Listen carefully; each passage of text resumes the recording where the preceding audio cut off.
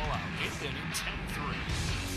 Bases are loaded for Verlander, who waits on a 3-0 pitch. He swings, and it's a high fly ball, deep center field. It is gone! Home run!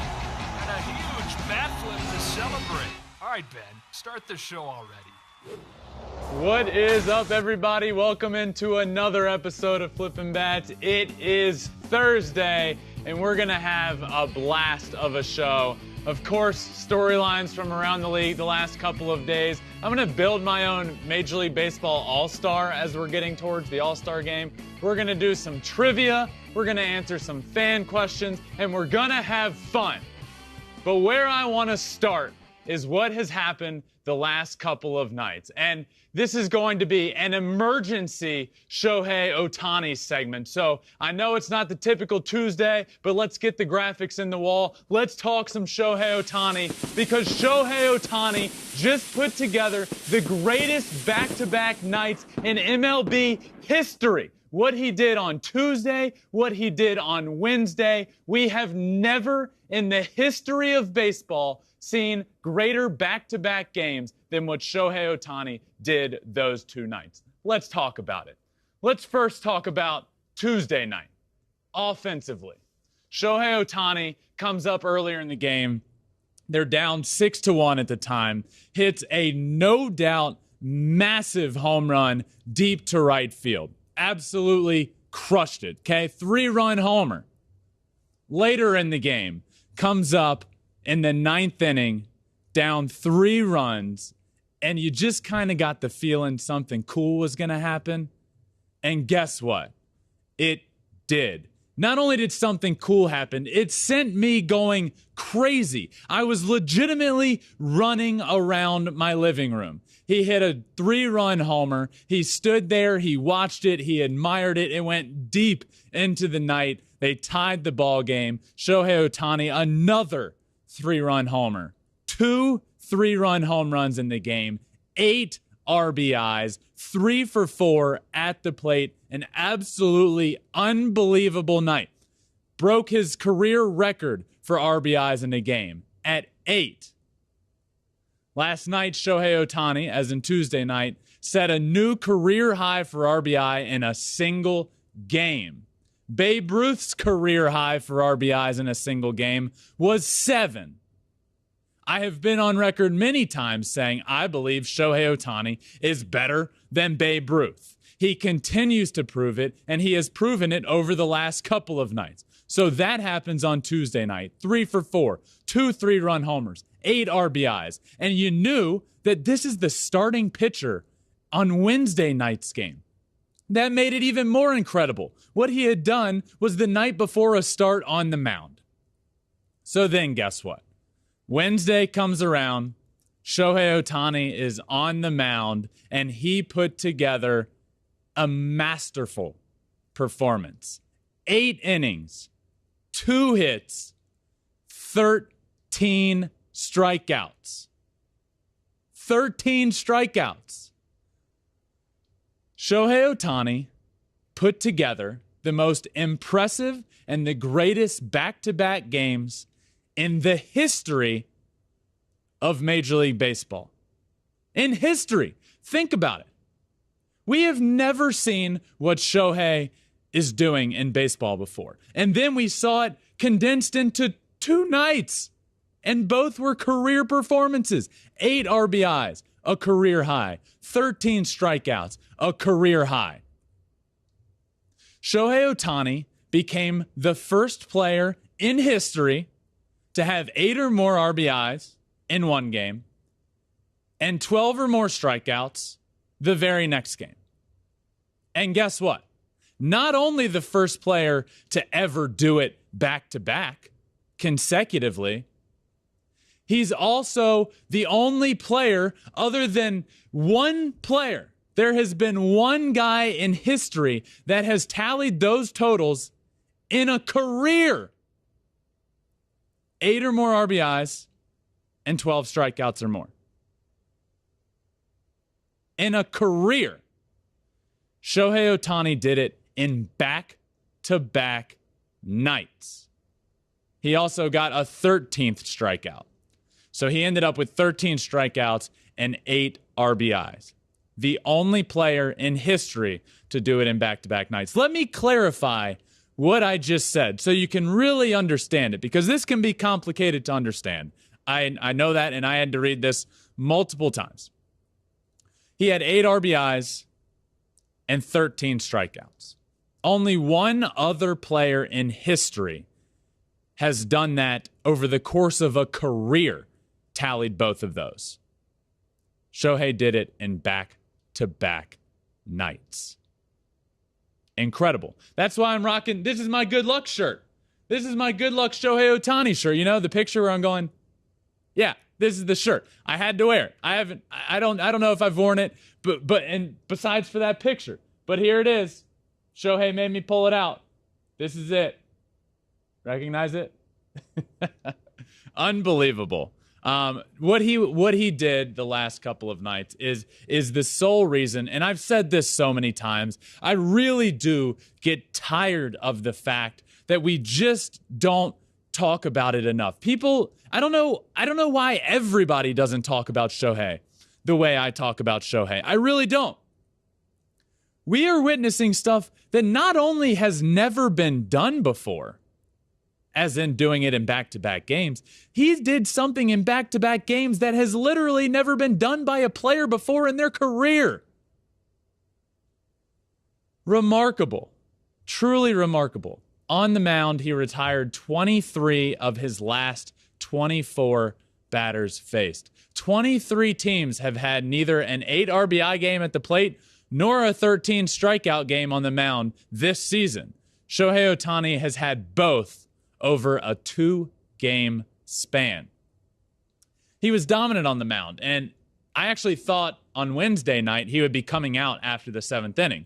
You know who also thought he would be coming out after the 7th inning? His manager, Phil Nevin, was pulling him out of the game. He said, hey, you're going to be done. Well, that didn't happen. Phil Nevin said Shohei Ohtani was adamant about going back out for the 8th when he was at 96 pitches. Ohtani told him, no, this is mine. I had just talked to Phil Nevin last week about managing Shohei, being the new manager of the Angels. He was just on Flippin' Bats a week or so ago. Go back and listen to that episode. You need to hear how he talked about managing Shohei. The biggest key point he made over and over and over is about communication. It is about trusting each other and having that communication between each other. Shohei Ohtani comes off after the 7th. Phil Nevin says, you're done. Shohei says, no, this is mine. And he trusted him to go back out there and get it done. CC Sabathia tweeted this: 2 home runs and 8 RBIs one night, 13 Ks and 2 hits allowed the next night with a W. Shohei Ohtani is ridiculous. So let me continue to break this down for you in another way, okay? And this one is going to get a little analytical, but I have the research and the data to kind of compare so you can really understand what I'm saying. But in the last 2 nights, so Tuesday and Wednesday night, Shohei Ohtani accrued an F WAR. So F just is the fan graphs. So a WAR of 1.0. In 2 nights, he did that. Okay? Just for reference, Pete Rose has an F WAR of 80.1 in his entire career. In his entire career. A career spanning 3,562 games. Shohei Ohtani racked up 1/80th of his career WAR in 2 games. In 2 games, Shohei Ohtani racked up an 80th of Pete Rose's career WAR. Unbelievable. Truly unbelievable. Shout out Foolish Baseball for getting that stat together. But I really am at a loss for the performance that we just saw. It is historic. It is unhuman-like. There's a very good chance we never see again what we saw the last 2 nights from Shohei Ohtani. There's a really good chance we never see that again. The 2 home runs that sent me going crazy around my living room, that sent fans around the world going crazy, that even made broadcasters around the world going crazy. Let's check this clip out from the Japanese broadcast and hear their reaction to this home run. そうですね、流動的にセットを作ってますね。飛距離が十分だ。飛び込む。同点。左行くのか右に行くのか本当にね。10対10。 Fun fact, that was also me in my living room watching all of that go down. What an absolutely incredible performance. Performances. So now, entering today, Shohei Ohtani ranks in the top 10 in the American League in home runs, RBIs, pitching strikeouts, and wins on the mound. This is remarkable. It is historic, and it has never been done before in the history of baseball. And I don't know if it ever will. And it allowed me to do 2 Shohei Ohtani episodes in 1 week. The typical Ohtani segment comes on Tuesdays. Guess what? We had to do it in full force today. An emergency Shohei Ohtani segment because he's just that good.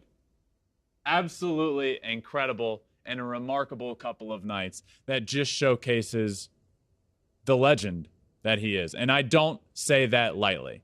But I will end with this. Tuesday and Wednesday night, back to back, are the greatest 2 consecutive nights in Major League Baseball history. There's been guys that have hit 4, 5, 6 home runs in back-to-back nights. There's guys that have pitched and had 13 strikeouts, 20 strikeouts in one game, but guess what? They weren't pitching 2 games in a row. We just saw a guy have a career night offensively with 8 RBIs, a career night pitching-wise with 13 strikeouts and no runs in 8 innings, and we saw it happen on back-to-back nights. Something that has never been done before in the history of baseball, and no player in the history of baseball has both of those things under his belt. 8 or more RBIs as well as 13 or more strikeouts. Shohei is all alone there. He is a legend. He is the legend. He is the face of baseball. And that, my friends, is the legend of Shohei Ohtani. Producer Rhea is here with me today. I need her now. Producer Conrad is out of town right now, so Producer Rhea is filling in. And to be honest with you, I got so wrapped up in what I was just talking about, I don't even know where we're going. So Producer Rhea, I'm happy you're out here with me today. Where are we going to next? Happy to be here. So next we're going to go to the Pirates. They have some really special things happening. At 6'7", tallest MLB player to start at shortstop. Let's talk about O'Neal Cruz. What an incredible entry he had to the big leagues. O'Neal Cruz has finally made it to the big leagues this year. We saw a little bit of time last year, and we were all anxiously awaiting his arrival this year. I thought he'd make it out of camp. They sent him down, which was frustrating. But this week, O'Neal Cruz arrived. And for the first time in history, we got to see Ke'Bryan Hayes and O'Neal Cruz on the left side of the infield for the Pittsburgh Pirates. I tweeted this when it happened. Watching the Pirates with O'Neal Cruz and Ke'Bryan Hayes on the left side of the infield is just chef's kiss. It was perfect. You know, the Pirates haven't had a lot to cheer about for the last, few years. I had Andrew McCutcheon on the podcast just a few weeks ago, and we talked about, honestly, that last time period of when the Pirates were good. It was when McCutcheon was there, winning his MVP award, the blackout game, the wild card game that everybody always remembers. That's really the last time the Pittsburgh Pirates were good and relevant. So fast forward to now. You have a 6'7" shortstop, which is the tallest shortstop in the history of Major League Baseball, coming up. and making his season debut. And what does he do in that season debut? That rhyme. What does he do in that season debut? I like that. Let's see. He had a play in the infield where he threw the ball 96.7 miles an hour across the infield. The hardest thrown ball across the infield this season. Immediately. In his first game, he did that. He had the hardest hit baseball by a Pittsburgh Pirates this season. An absolute laser double in the opposite field gap with the bases loaded. And he had the 3 fastest sprint speeds by a Pittsburgh Pirate, all in his first game. He did all of that in his first game in the big leagues. Fastest Major League Baseball throw across the infield, hardest hit ball by a Pirate all year, fastest sprint speed by a Pirate all year. All in his first game. He was asked after the game, by the way, if he were to get on the mound, if he could throw 100. And he said, oh, absolutely. Maybe more. This guy is awesome. And he makes it fun to watch the Pirates. Danny Vietti tweeted this. Oneil Cruz's 31.5-foot-second sprint speed tonight is faster than NFL receiver Tyreek Hill's fastest clock sprint speed last season. Reminder, Cruz is 6'7". So this larger-than-life, top prospect shortstop comes to the big leagues, and in his first game, runs faster than Tyreek Hill did all last year, throws harder than anybody in Major League Baseball this year, and hits the hardest hit ball, according to StatCast, exit velocity for a Pittsburgh Pirate this year. Truly incredible. So now let's look at this Pirates team as a whole. Because first off, they're not that bad this year. And I don't mean that as like a negative. It's honestly a positive to say they're not that bad. They are watchable. The Pittsburgh Pirates are a watchable team, and it's because of guys like Oneil Cruz coming up. It's because of guys like Ke'Bryan Hayes that has been a stud over at third base. It's because of a guy like Jack Suwinski who hits 3 home runs, including a walk-off home run on Father's Day, which is incredible. It's because of guys like David Bednar in the back end of that bullpen. It's because of guys like Brian Reynolds. This team is fun. I'm not saying they're going to make the playoffs because they're not. But they're sitting in third place in the NL Central behind the Brewers and the Cardinals. And they've been fun to watch. They've been winning baseball games. Since Oneil Cruz came up, they've been winning a bunch of games. Albeit against the Cubs, but still. We're just talking about a team that is fun and exciting to watch. 6'7" as a shortstop. Think about that. Joel Guzman is the only other 6'7" player to play shortstop in an MLB game, but he never started a game there, which is why Oneil Cruz is at the top of that list. This was the other night. Tonight, the Pirates are employing a 5'10" first baseman and a 6'7" shortstop. The entertainment is indeed here. This Pirates team, you can see the writing on the wall for the future. And I want to say this to Pittsburgh Pirates ownership. Please don't mess it up. Please. You have a left side of the infield that can potentially be, all-stars through their careers together. You have them. Don't let them get away. Don't trade them away for pieces, and then next time you have to pay those pieces, you trade those guys away. Pay them, wrap them up for the future. I know Hayes is going to be there. Wrap up Oneil Cruz. Make them the left side of the Pittsburgh Pirates infield for a decade. Don't mess it up. Don't mess it up like we have seen for the past decade. Please. It's all I ask. The Pirates are fun again. They are fun, and they are playing decent baseball. So tune in and watch Oneil Cruz play. The team as a whole is fun, but watch Oneil Cruz play. Because he's throwing hard, he's running faster than Tyreek Hill, and he's hitting balls really hard, and he's having a lot of fun doing it. So, and that's what this show is all about. It's about having fun, and it's about highlighting the best parts of the game of baseball. I don't care if it's the New York Yankees. I don't care if it's the Pittsburgh Pirates. I'm going to talk about it, and Oneil Cruz and the Pittsburgh Pirates deserve to be talked about today. Producer Rhea, where are we going? Is it build your own all-star time? Is that what we're doing right now? It's time, Ben. So today we're going to add a fun new segment, Build Your Own All-Star. We're going to divide it up between AL and NL. Take us away. I like it. So this came to be because the All-Star Game is right around the corner. We're just a couple of weeks away from the All-Star Game. Now, what I want to do is build my own All-Star, and we have a few different segments here. Swagger, fielding, pitching, speed, power, hitting. I'm gonna pick somebody on both the American League and the National League side. We're gonna do this for each league. And I'm just gonna build my own All-Star and put together the perfect player. And just FYI, if you could build the perfect player, his name would be Shohei Ohtani. But we're gonna do it in a little bit of a different way. So let's start with hitting.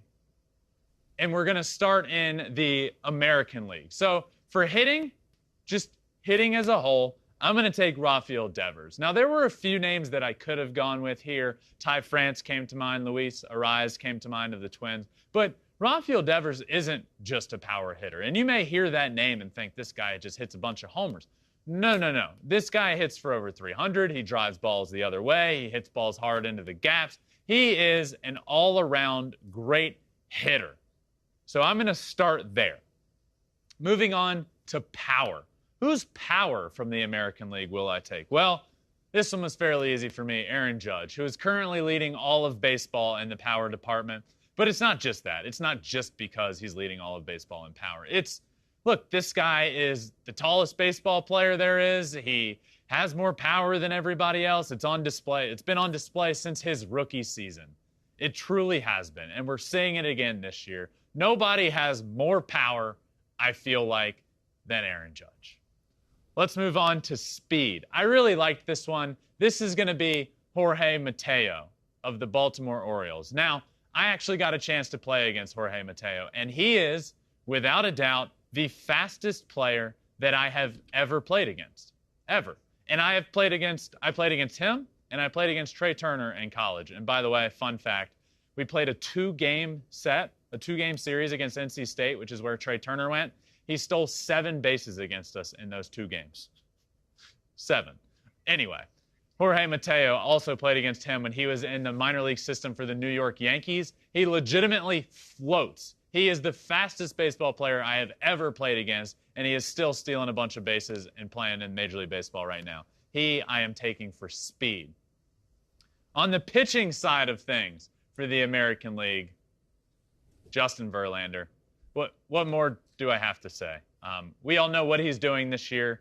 Yes, we all know he is my brother, but I am not just picking him because of that. I am picking him because what he has been doing this year is Cy Young worthy. After not pitching in Major League Baseball for 2 years, he has come back and been arguably the best pitcher in baseball this year. His ERA, minuscule. His strikeouts have been fantastic. He's passed John Smoltz on the all-time strikeout list this year and can potentially move up to 12th all-time this year. Justin Verlander, I am taking for pitching on Build My Own American League All-Star. Next up, for fielding, I really like this one, and it might throw some of you for a loop.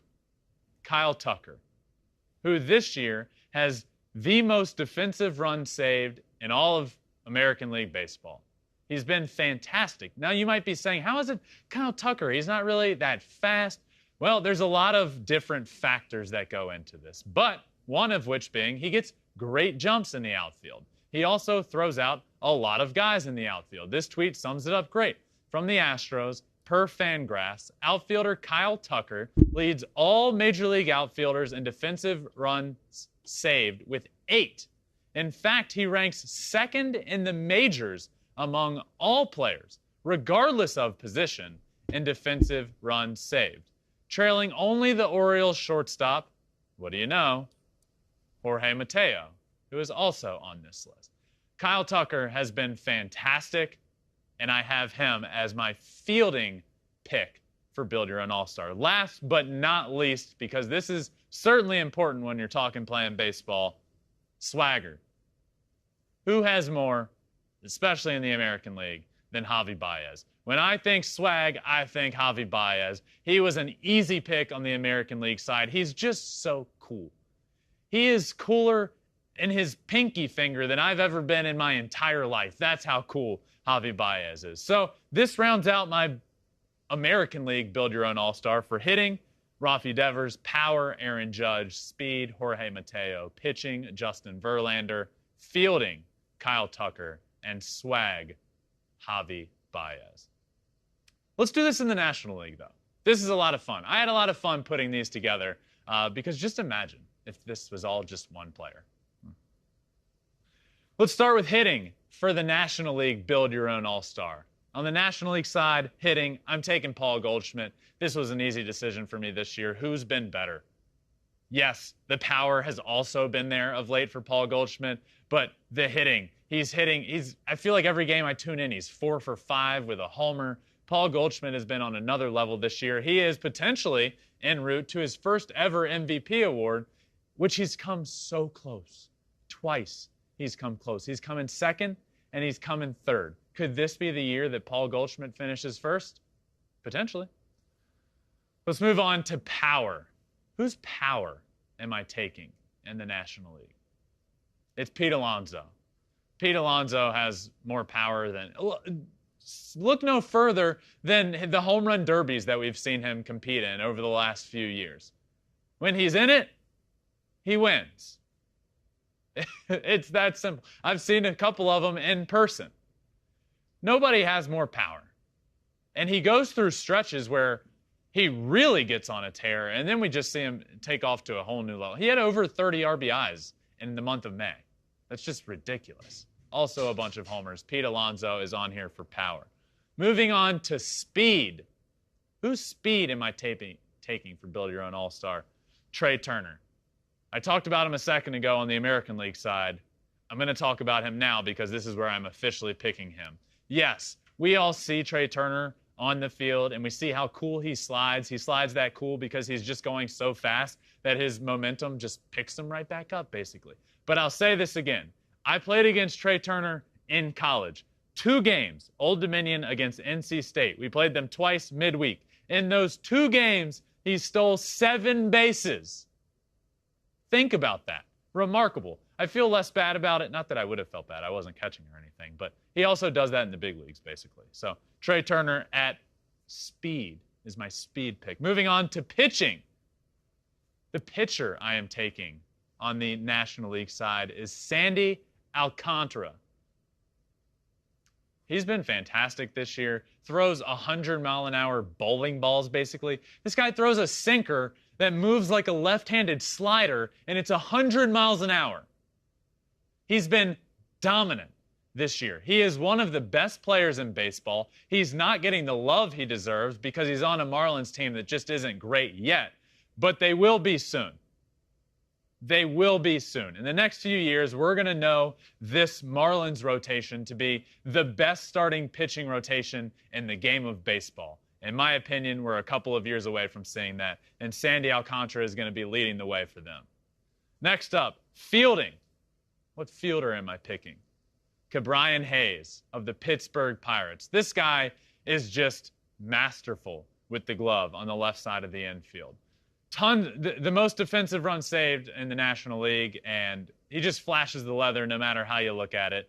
Makes great plays, has an absolute rocket across the infield. I really like it. I'll say it again. I really like what the Pirates are starting to do on the left side of the infield. Ke'Bryan Hayes, O'Neal Cruz, don't hit a ball over there.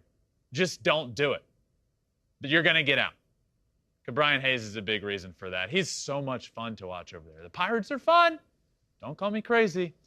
And swag to round out Build Your Own NL All-Star. For swag, I am taking who else?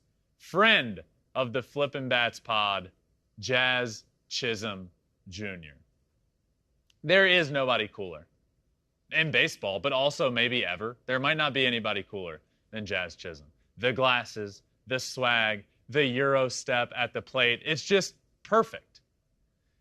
And it was really cool being able to talk to Jazz Chisholm just a couple of weeks ago on Flippin' Bats. And his baseball IQ, by the way, is next level. This guy has been vocal about saying he wants to be a Hall of Fame baseball player. He's on his way. That's a high task. But he could be an all-star. And who's to say that it won't be, when all is said and done, a Hall of Fame career? Swag is certainly a big part of his game. He talked very openly about how much that is a part of his game, and he needs it. He needs to play as himself. He has had teams along the way try and dampen that swag that he has, that passion, that energy that he plays with. But the Marlins let him be him, and it's showing on the field. And if you haven't, go back and check out the Jazz Chisholm episode, because you will walk away amazed with how smart he is, as well as just how cool he is. But this rounds out Build Your Own NL All-Star, and that rounds out both of them. But seriously, if you could build the ultimate player, it would legitimately be Shohei Ohtani. That's who it would be. Look at this shirt. He's pitching and he's hitting. He is the ultimate specimen of an athlete. That's Shohei Ohtani. But let's move on to another fun thing we do here on the Thursday episode. And Producer Rhea, there's a lot of pressure on you here because I really get into this trivia and then I grade myself. And I know you're always here. You hear it, but... Oh, yeah.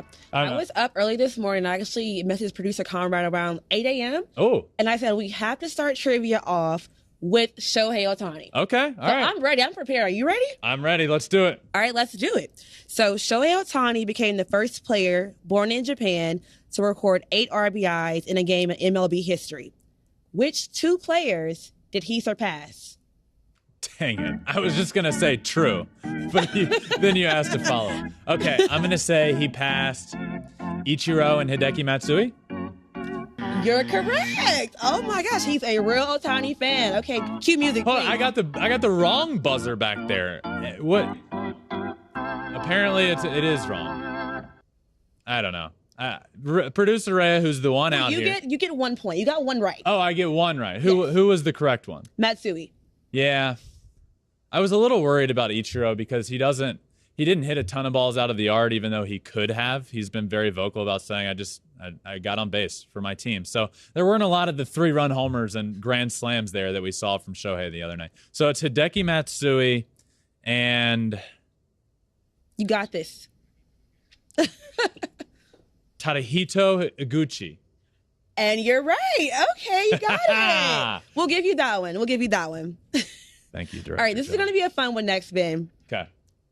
All right, you guys ready? Ready? Yes. All right, who has more? Steph Curry career 3-pointers? Oh, God. Or Albert Pujols career hits? This is a great question. I'm going to take Albert Pujols' career hits. And you're right, man. You're Yeah! right. Woo! You're right. All right, so next, let me ask you a question first. Have you heard Drake's new album? I have not, no. But I have heard that it's not great. But I don't. To answer your question is... I'm personally a fan. It gives me like vacation and like Ibiza, Paris vibe. So definitely check it out. Okay. This next question is Drake related. Okay. It's related also to the Drake album or Ibiza? Drake and family related too. Okay. All right, so who has more? Drake total Grammys or Justin Verlander total no-hitters? I don't know the answer to Drake's side of things. I know Justin has 3. I don't think you guys would have gone against my brother on my own show, so I'm going to take Justin Verlander with 3 no-hitters. You are incorrect. Wow! Who do I need to talk to? Unbelievable. That would be a producer Conrad question, actually. That's right. Throw him under the bus while he's not here to defend himself. I love it. All right, let's do one more. All right. So who are the only 2 Pirate rookies to hit 3 home runs in a game? Jack Sawinski. All right, you got that one? Pirate rookies to hit 3 homers. You want to hit? Andrew McCutchen. Correct. You got it. Hey! Friend of the pod, Andrew Friend of the McCutcheon pod. and Jack Sawinski. Was that the last question? We're going to do one last one to see if you are really the trivia king, okay? Let's see. Okay. Originally signed by the Dodgers in 2015, Oh, God. O'Neal Cruz was sent to the Pirates at the 2017 trade deadline for who? Sent to the Dodgers from the Pirates 2017. You got this. Producer Tripp. My guess here is Mark Melancon. Tripp, you got any help? A relief pitcher. It's not Melancon? No, it's not.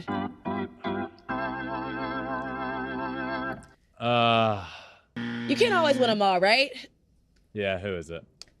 Tony Watson. Tony Watson. I totally forgot about that trade. You did good, though. You can't win them all. You know what? I'm getting yelled at in my ear by a bunch of Dodgers fans when I just did great on trivia. That was a bonus question, so it's not going to count towards my grade. I got the first one 50% right, but then got it in the end. I got the second right. I got the third right, and then y'all went against my brother, which was wrong. I'm giving myself bonus points for that one. So I'm going to give myself, well, last week I got an A. I did really well last week as well. I'm going to give myself an A. Not an A+, not an A-, an A for trivia this week. This was a lot of fun. This was a good one. Hopefully you love the pop culture questions, too. I mean, I added Drake in there. Hopefully that was fun for you. Those are fun. So I want to move on now that trivia is done, to Pick to Click. Now, Pick to Click, Conrad isn't here. Producer Conrad isn't here. But I also have a bone to pick with him, which this is going to be perfect because he's not here to defend himself again. But I see in our show notes that he has our record against each other is 1-0 and 1, which is me 1, 0 losses, and 1 tie. But that's actually incorrect. And if you remember the first one we did against each other, I added on the caveat, if Shohei Ohtani can come through for me tonight, can it count as a tie? He said, not only will it count as a tie, I will give you the win. So, I'm technically 2-0 against producer Conrad. So, let's move on to this week. And producer Ray, I don't know, do you have producer Conrad's pick, or are you coming up with? I do have it. I have it. Okay, let's hear his. What is his pick to click for this week? So for this week, we have Yordan Alvarez, 2 home runs, 5 RBIs. I like that. I like that a lot. Also, gives me a good segue into just mentioning that the Astros are playing in New York against the Yankees this weekend, a 4-game set, all against New York teams, by the way. They're going, get this, the Astros are going 2 against the Mets, 4 against the Yankees in New York, and then back to playing the Mets, and then the Yankees back in Houston. It's a really wild part of the schedule, but a massive series, Astros at Yankees. I'm really excited to watch that. And Yordan's going to have to do some damage against some really good pitching there. I like that. For mine this week, I am going to take, I'm taking Freddie Freeman to hit a home run in Atlanta. He's making his return to Atlanta, where he's from, where his home is, where he played his entire career until this year. It's going to make for a great storyline. I'm taking Freddie Freeman to hit a home run in Atlanta against the Braves. You sound pretty confident about that, so we'll have to come back next week and see what happens. All right. Okay. All right, so next up, we're going to go to one of my favorite parts of the show, fan questions. This is one of my favorite parts as well. I love the fan questions. It's Thursday. It's a live show. We're shooting it live. You guys can get in your questions. I'll answer them on the show. And I like just making this one a little more fun and a little more interactive. So where are we going with first? All right, so after the day Max Muncy and Justin Turner both had, do you think this will boost their confidence and start producing more? Yeah, absolutely. So Max Muncy has been, there's no way around it. Max Muncy has been having a bad year. It has been bad. Max Muncy has been one of the better hitters in baseball over the course of the last few years. Gets that injury last year, which could or could not have been playing a factor in how bad this year has been for him. But another good night, another good day for him and Justin Turner. I've been very vocal on this show, and nobody understands this more than myself about how mental the game of baseball is. You can get into ruts and stay in them, and sometimes all it takes is a blooper or a big hit or a 3-hit day to get you out of it. That's what we're seeing from these two guys. Max Muncy and Justin Turner have been struggling, but I think the confidence they got from a game like this is something that many people don't understand. I'm hopeful this propels them into playing better because baseball is better when those two are doing what they can do. I totally agree. A few rough days can definitely push you more, make you want to work harder. I agree. So for our next fan question, I first did not know you went by Benny. So that's pretty funny. You can call me whatever you want. So it says, what pitcher from baseball history would Benny V most want to step in the box against? I love that. I love Benny that. All right, this is a great question. What pitcher from baseball history would I most want to step in the box against? Well, the first one that comes to mind is, let me talk through this. The first name that comes to mind is, well, of course, I want to face Justin.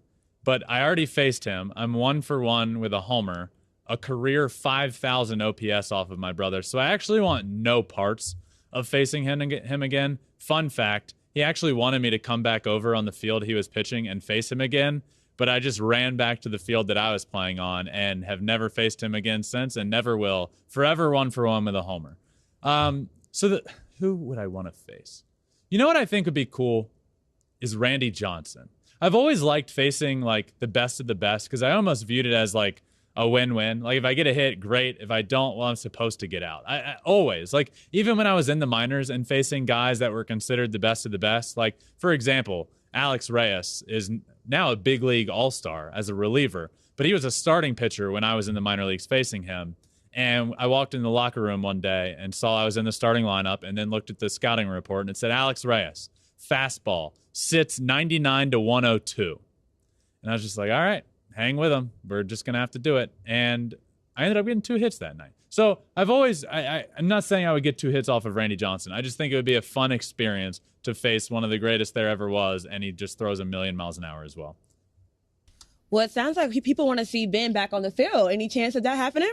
You know, I would love that. And we also had the Savannah Bananas owner on here recently. So I'm trying to finagle a little performance, a little outing for being on the Savannah Bananas at some point. I think that would be great. I think I would still be fine if I were to take the field. I'd be fine on the offensive side. But if I were to have to throw a baseball from the outfield, I think my arm would literally go with the baseball. And it would just fall right off. So, yeah. Was that our last fan question? It's not. We actually have 2 more. Okay. All right. Next one, hopefully you're pumped up about it. What was your favorite part of Ohtani's performance last night? Oh, where do I begin? So last night specifically, so Wednesday, his start on the mound. I think my favorite part was just being, so I almost went to the game, by the way. I knew Shohei was on the mound. I almost went, but I have a 15-week-old puppy at home that wasn't having the best day and was a little under the weather, so I had to stay. But I watched the game in my living room, and he came out after the 7th inning, and I started like celebrating and getting as pumped up as he was. He showed that emotion. So I think my favorite part is myself thinking that he was coming out of the game and Shohei going in the dugout and saying, no, I'm not coming out of this game. This game is mine. And he went back out for the 8th inning. When I saw him go back out, I was just like, I hope this goes well. I hope he doesn't give up a run and ruin this. Not that it would have ruined the outing, but dampen it a little bit. He didn't. He just made it that much better. Ended up getting the 13th career high strikeout. So my answer to this question would be that last and final strikeout coming on his last at bat of the game and me running around my living room celebrating like a crazy person. I just love that. You said it last night. People really don't appreciate Ohtani as much as they should. He's just so special. Yep, absolutely. All right, last but not least, this is probably my favorite fan question. Okay.